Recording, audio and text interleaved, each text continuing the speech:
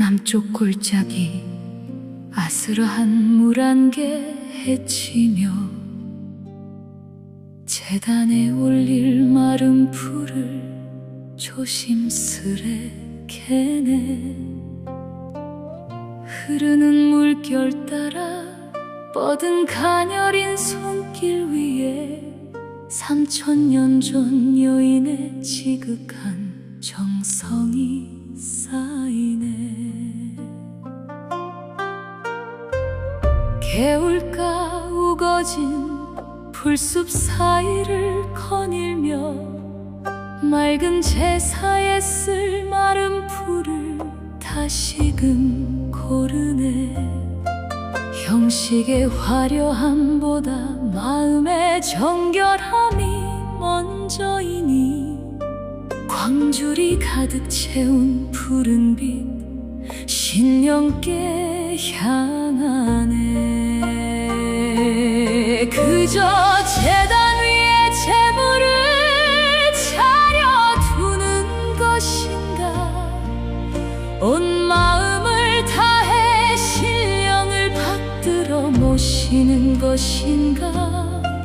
보이지 않는 곳에서 피어난 지극한 영혼의 울림, 오늘 우리 삶에 흩어진 마음을 고요히 정화하네.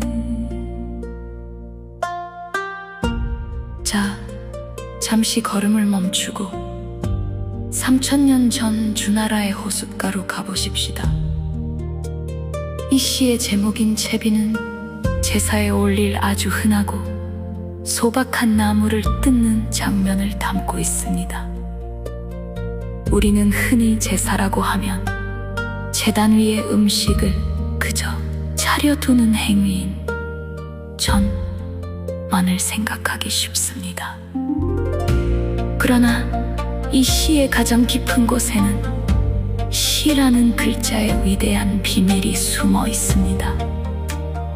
흔히 신의를 대신하는 시동을 뜻하는 이 글자는 고대 문법에서 신령이 깃들도록 온 몸과 정성을 다해 받들어 올린다는 뜻의 동사로 쓰였습니다. 단순히 물건을 올려놓는 전의 행위를 넘어 온 마음을 다해 신령과 교감하고 영혼을 주재하는 시의 경지로 나아가는 것, 그것이 바로 이 소박한 나물 한 줌에 담긴 진정한 정성입니다. 노래는 끝났지만 시대를 관통하는 서늘한 지혜가 우리 곁에 남습니다.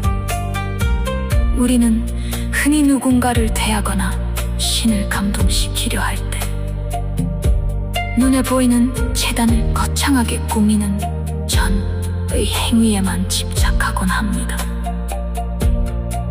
화려한 선물, 거창한 형식이면 다 될 줄 착각하는 것이지요. 그러나 3000년 전 주나라의 여인은 우리에게 진짜 중요한 것이 무엇인지 보여줍니다.